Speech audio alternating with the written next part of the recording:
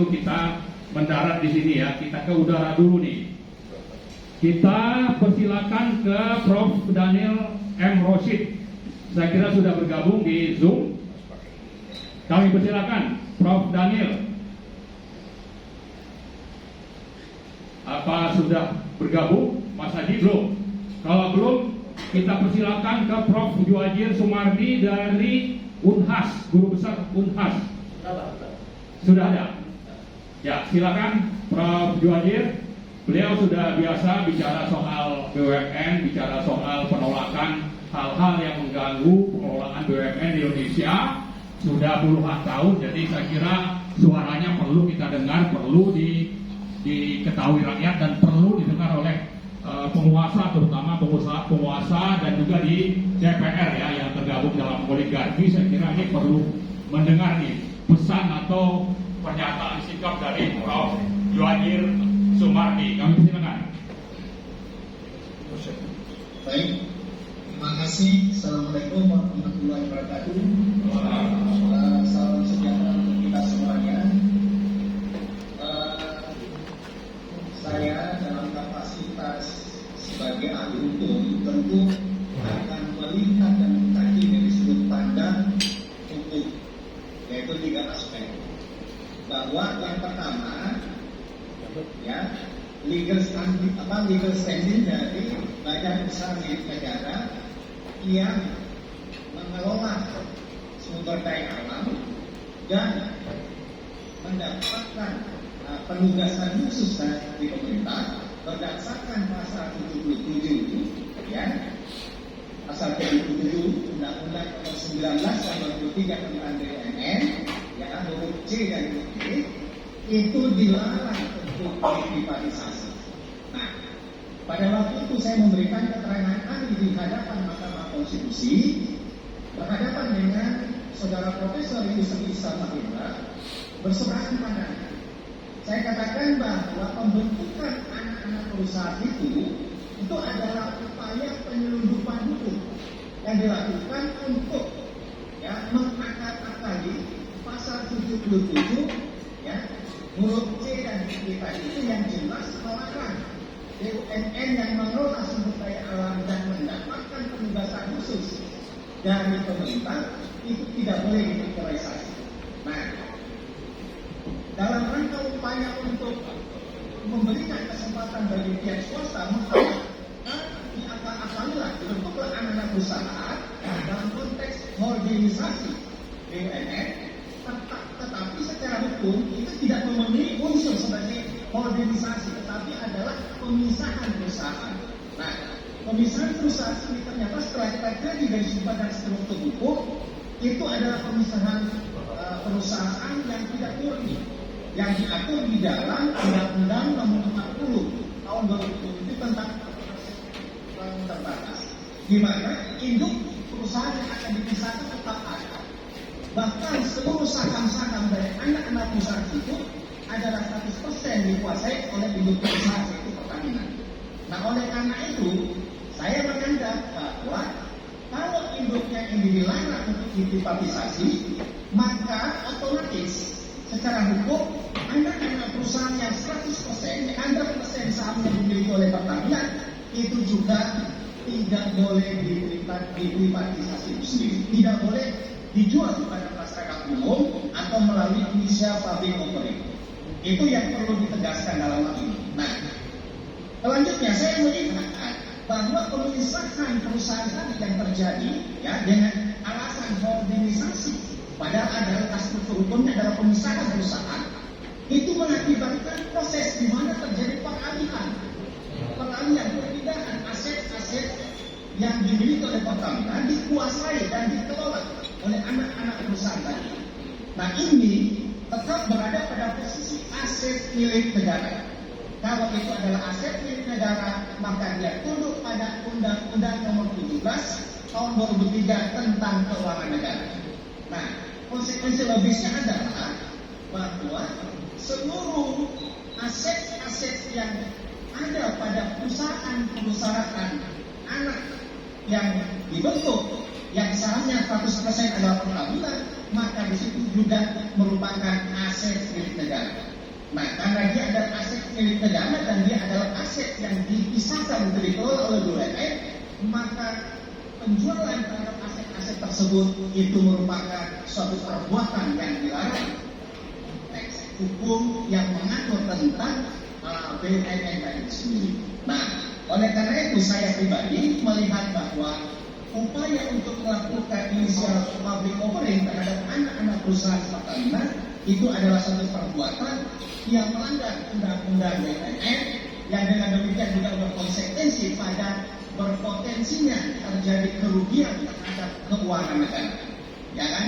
Itu semuanya harus dilakukan melalui prosedur hukum terlebih dahulu kalau memang itu harus dilakukan. Tetapi dalam konteks sekarang itu adalah suatu perbuatan yang melawan hukum. Demikian dari saya menolak upaya untuk melakukan inisial public offering terhadap anak-anak perusahaan Pertamina karena anak-anak perusahaan Pertamina ini adalah merupakan bagian hidup induknya penghulunya adalah Pertamina yang oleh undang-undang BUMN itu adalah dilarang untuk diprivatisasi, maka anak-anak perusahaan juga otomatis harus dilarang untuk diprivatisasi. Demikian dari saya kembalikan kepada Bang Maman Batubara. Sekian, Assalamualaikum warahmatullahi wabarakatuh. Waalaikumsalam warahmatullahi wabarakatuh. Terima kasih Prof. Djuhajir dari jauh-jauh di Makassar.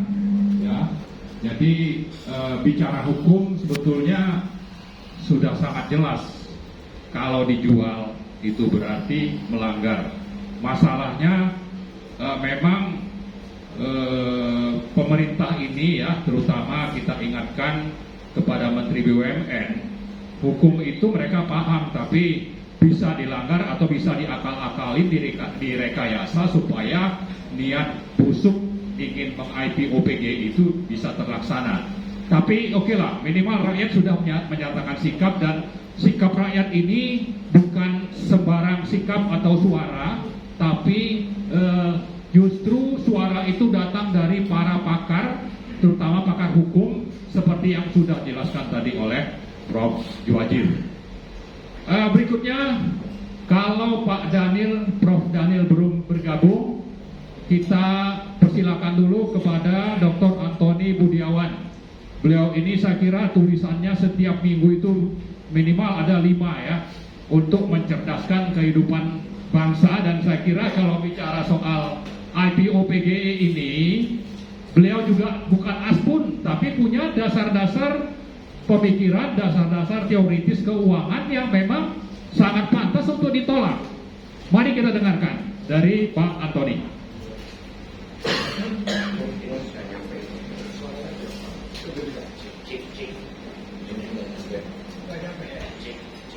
Mas, ini bisa nggak Mas?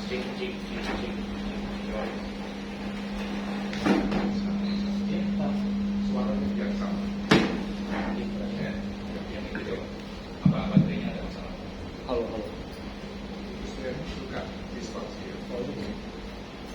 Terima kasih Pak Marwan. Pertama adalah tidak ada alasan yang bisa dijadikan untuk melakukan IPO, initial public offering, atau penawaran saham perdana dari PGE, dari Pertamina, anak perusahaannya. Pertama begini, kalau perusahaan melakukan IPO, melakukan itu, karena perusahaan itu adalah memerlukan dana, lalu mereka biasanya mendapat dari pinjaman dulu, lalu kemudian kalau tingkat pinjaman itu sudah tinggi, berarti sudah sangat high leverage, maka dia mendapatkan atau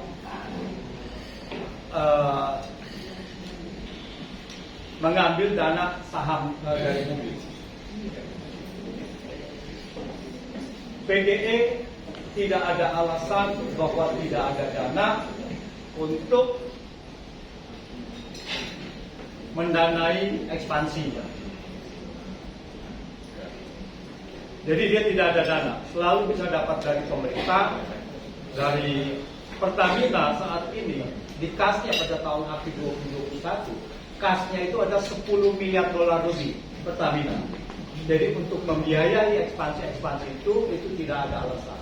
Dan kedua, dalam 2 tahun ini, 3 tahun ini, 2 tahun ini, pemerintah sudah melakukan penyertaan modal negara sekitar 100 triliun lebih kepada semua perusahaan, kepada BUMN.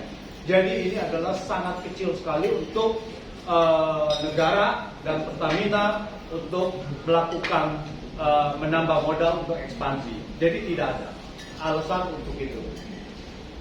Yang kedua adalah kalau penambahan modal ini, jadi PGE ini bisa selalu mendapatkan biasanya kalau ekspansi, lalu berdasarkan proyek, dan pendanaan untuk PGE biasanya sangat murah sekali, yaitu sekitar, kalau yang saya tahu untuk panas bumi dapat pinjaman dari mana? Dari Jepang. Yang saya tahu itu saya terlibat langsung dari Lahendong, misalnya di Lahendong itu cuma 0,1% suku bunganya dalam waktu untuk jangka waktu 40 tahun dengan grace period 10 tahun. Siapa nanti yang menikmati ini? Jadi kalau ini di IPO, maka mereka yang menikmati. Nah ini kalau dia pinjaman proyek, bayarnya bunganya hanya 0,1%. Dana dari publik itu jauh lebih mahal karena dia harus memberikan dividen, tingkat pengembaliannya harus lebih besar dari suku bunga, dan kalau kita lihat return on equity PGE pada akhir tahun atau per 30 September dari prospektus itu sekitar 10%. Kalau di dokumen prospektus itu sendiri adalah return on asset equity-nya adalah 7%. Artinya kalau return ini terus dipertahankan, maka kita bayar kepada itu 7%. Jauh lebih mahal dari pinjaman. Artinya apa? Dari pinjaman komersial, dari pinjaman bunga. Artinya apa? Artinya IPO ini merugikan keuangan negara. Jadi kalau tadi Prof. Dwajir mengatakan ada potensi merugikan keuangan negara, kalau melihat dari sini IPO ini pasti merugikan keuangan negara. Oleh karena itu harus ditolak. Kalau tidak ditolak, direksi dari PGE, direksi Pertamina, BUMN, Kementerian BUMN dan Kementerian Keuangan harus bertanggung jawab merugikan keuangan negara. Siapa yang untung?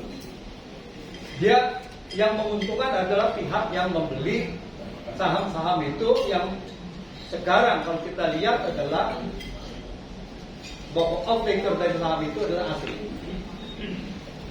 Jadi direncanakan bahwa ini saham ini dibeli oleh mereka, sudah ada ya, mungkin listingnya untuk itu ya asing.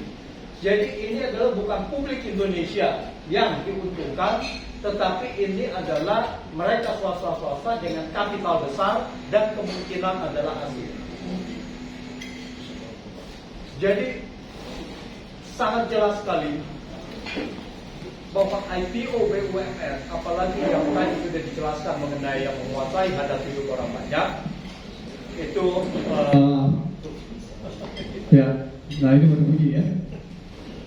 Jadi saya nggak perlu teriak-teriak lagi. Ya, nah jadi pokok saat ini adalah yang menguasai hajat hidup orang banyak menurut undang-undang pasal 33 harus dikuasai negara. Yang lainnya memang bisa untuk di IPO-kan karena itu adalah perusahaan komersial biasa yang bisa dikuasai oleh swasta. Dan yang ketiga adalah mengenai alasan bahwa IPO itu adalah memberikan transparansi, itu juga hanya ilusi saja. Jadi berapa banyak bahwa perusahaan yang negara yang sudah go public akhirnya juga terlibat dengan korupsi. Contohnya adalah Garuda, ya, Garuda sudah go public tapi korupsinya itu besar-besaran. Krakatau Steel juga ada kerugian-kerugian negara di situ. Karya-karya juga banyak kerugian-kerugian di situ. Jadi tidak ada jaminan bahwa perusahaan IPO itu adalah perusahaan yang transparan, tetapi tetap saja bahwa kerugian negara, korupsi dan sebagainya itu bisa dilakukan. Bahkan saat ini perusahaan negara justru dikontrol lebih ketat karena juga dikontrol oleh DPR juga. Jadi saya rasa, dan Pertamina khususnya, lalu kalau nggak salah juga diaudit oleh BPK dan juga diaudit oleh perusahaan auditor internasional. Kalau nggak salah ada, saya pernah baca yang dari Pricewaterhouse dan juga ada dari Ernst & Young terakhir ini. Jadi saya rasa itu tidak ada yang namanya alasan-alasan bahwa sekarang tidak transparan lalu kemudian bisa transparan kalau dia dilakukan IPO. Jadi saya rasa ini harus ditolak karena justru ini adalah sebagai alasan-alasan untuk merugikan keuangan negara. Demikian, terima kasih.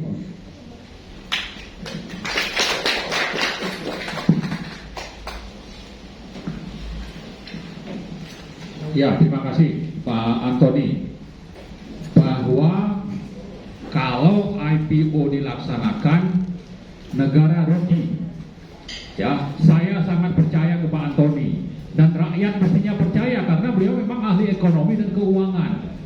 Dan kalau ini sebagai pernyataan yang salah atau bohong, beliau siap dituntut, dan saya kira kita siap mendukung beliau kalau sampai pengungkapan fakta bahwa negara akan dirugikan itu menjadi alasan untuk menangkap beliau. Ya, jadi saya kira yang penting di sini kita menjadi paham kalau PGE sahamnya dijual, negara dirugikan. Di sisi lain, pengusaha-pengusaha oligarkis asing yang akan membeli saham tersebut justru diuntungkan. Kalau negara dirugikan berarti rakyat dirugikan. Nah, mudah-mudahan ini pemerintah mendengar ya, siapa yang paling depan di garis depan akan menjual saham PGE ini adalah Menteri BUMN. Nah, kita berharap Pak Jokowi menertibkan ini, Pak Erick Thohir ini ya, supaya rencananya dihentikan. Karena selama ini juga sudah banyak suara-suara miring tentang Pak Erick Thohir ya, kampanye kemana-mana, tapi konon itu didukung oleh BUMN ya. Juga hal-hal lain yang terkait dengan COVID maupun penyelenggaraan PON. Nah, jangan sampai ini terus dibiarkan. Pak Jokowi harus menertibkan Menteri BUMN ini. Saya kira itu ya dari Pak Antoni, catatan kita yang sangat penting bahwa negara akan dirugikan. Berikutnya, Prof. Daniel sudah hadir? Kita bicara dulu Prof. Daniel. Belum. Oh, ini 230 kan yang ikut di Zoom. Oke, kalau belum, atau kita persilakan Pak Prof. Daniel untuk bicara. Nggak ada. Belum ada. Oke, nanti saya coba telepon langsung. Berikutnya Pak Said Didu, mudah-mudahan sudah bergabung juga. Dipanggil aja, ini udah ada. Pak Said Didu Udah ada, Pak. sudah? Belum? Belum ada. Kalau belum ada, Sudah ada. Oke, Pak Said Didu. Nanti setelah itu Pak Mursalin. Pak Said, silakan Pak Said.